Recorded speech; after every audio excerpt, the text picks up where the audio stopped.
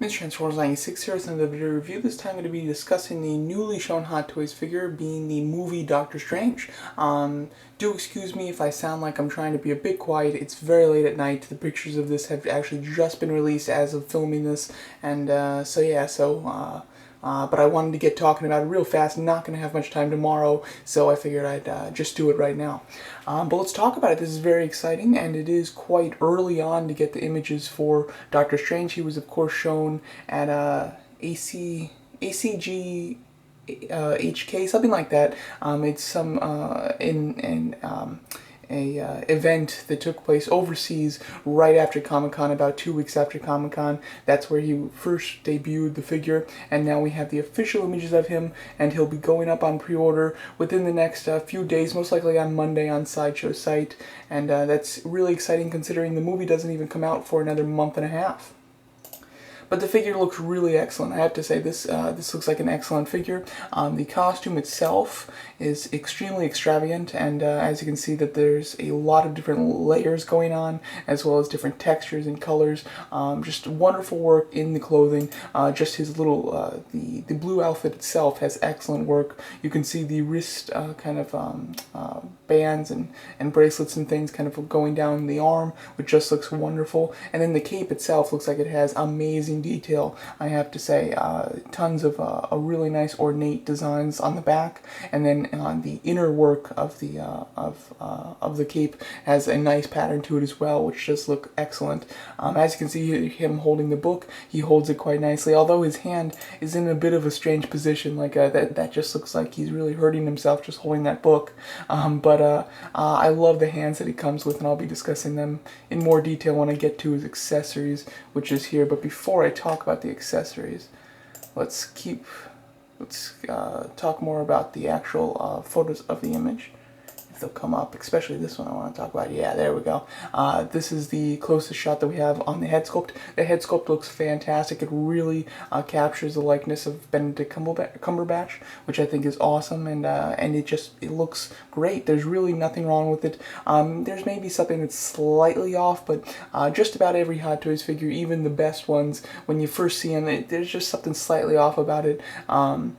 And the only one where I didn't experience that with was the Han Solo from the Force Awakens. That was the only one that would just look dead on from the beginning. This one does look dead on as well. Very happy with it, and I do like the movement that they have in the hair. I think that does look quite nice. And as you can see, he does come with those two magical spell hands that are kind of attached to the hands.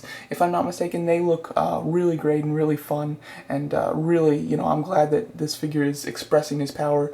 Sometimes the Hot Toys figures, they don't come with, the accessories, the blast effects and things like that to showcase the character's power. So I'm really glad that this one does, and it looks great. The only thing I would say, obviously the movie's not out yet, but from the trailers, he does have a few green effects, and he has like the green whip that we see very quickly and things like that. So maybe, a few more that show a bit of the variety of the spells that he can do. However, this of course is what I would consider to be the classic type of look, with the ones that we've seen the most often showcase the best in the promo images as well as in the trailers. So I think that he comes with the most important ones at least, which is quite nice.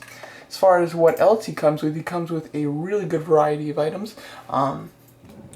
As you can see, obviously it showcases a lot of his costume because of how ornate it is, and how much detail has gone into it. Of course, there's a book, which I've talked about, which looks great. The magic spells. He has two necklaces. One looks like it's the Eye of Agamotto. I believe that's how that's pronounced. One of them seems like it's a closed version. The other one seems like it's an open version. So we'll have to see in the movie, what significance that has, or maybe it's from the comics. I don't really know, and that's something I'm not aware of.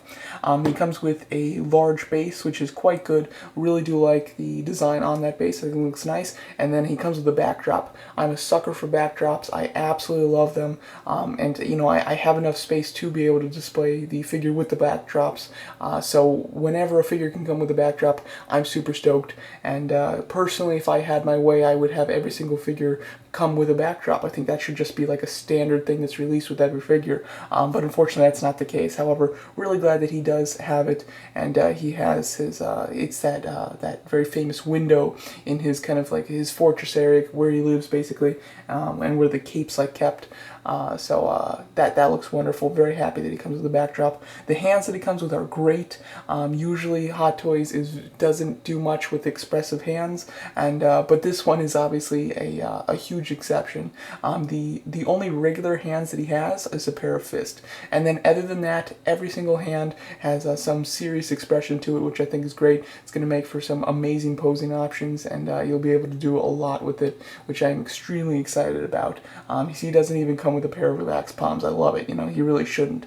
This figure looks to be absolutely spectacular. My only worry is what the price will be. With the latest Suicide Squad figures, the price has seemed to gone up on Hot Toys, at least from Sideshow, which is super disappointing.